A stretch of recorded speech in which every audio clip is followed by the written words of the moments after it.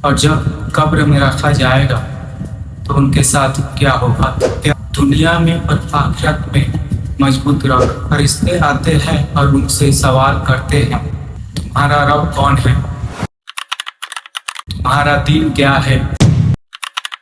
ہمارے پیارے نبی صلی اللہ علیہ وسلم کے بارے میں پوچھا گیا ہے۔ زبان سے مسلمان ہونے کا دعویٰ نہیں کرنا چاہیے۔ کیا کبھی آپ نے سوچا ہے جب انسان اس دنیا سے چلا جائے گا اور جب قبر میں رکھا جائے گا تو ان کے ساتھ کیا ہوگا؟ کیا قبر میں ان سے سوال ہوگا؟ اور اگر کیا جائے گا تو سب سے اہم سوال کیا ہوگا؟ آج ہم اس سوال کا جواب قرآن اور صحیح حدیث کی روشنی میں جانیں گے۔ اللہ تعالیٰ قرآن میں فرماتا ہے، اللہ ایمان والوں کو پکی بات کے ساتھ دنیا میں اور آخرت میں مضبوط رکھ۔ اس آیت کی تفسیر میں قبر کے سبند میں بتایا گیا ہے۔ صحیح حدیث میں آتا ہے کہ جب ایک مومن کو قبر میں رکھا جاتا ہے تو وہاں فرشتے آتے ہیں اور ان سے سوال کرتے ہیں۔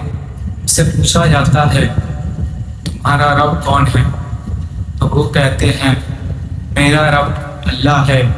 پھر پوچھا جاتا ہے تمہارا دین کیا ہے، پھر وہ کہتے ہیں میرا دین اسلام ہے۔ پھر اس سے پوچھا جاتا ہے وہ شخص کو جو تمہارے بیچ اتارا گیا تھا اس کے بارے میں کیا کہنا ہے، یعنی ہمارے پیارے نبی صلی اللہ علیہ وسلم کے بارے میں پوچھا گیا ہے۔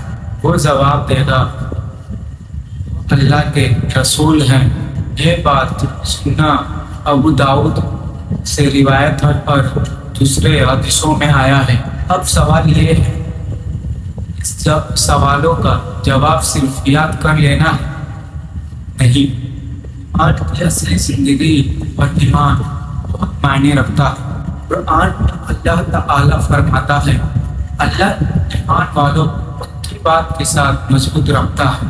اس لیے ہمیں بس صرف زبان سے مسلمان ہونے کا دعویٰ نہیں کرنا چاہیے، اس کا ایمان اور کمال بھی رکھنا چاہیے۔ نماز کی پابندی، اللہ کو یاد کرنا، گناہوں سے بچنے کی کوشش، اگر گناہ ہو جائے تو سچے دل سے توبہ کرنا، کیونکہ ہمیں نہیں پتہ کہ ہماری زندگی کا آخری دن کب ہے۔ تو بھائیوں اور بہنوں، آج سے اپنے آپ سے ایک سوال ضرور پوچھیے، اگر آج میری موت ہو جائے تو کیا اس سوال کا جواب دینے کے لیے تیار؟ اللہ ہمیں قبر کے سوالوں میں کامیابی دے اور ایمان کو مضبوط رکھ۔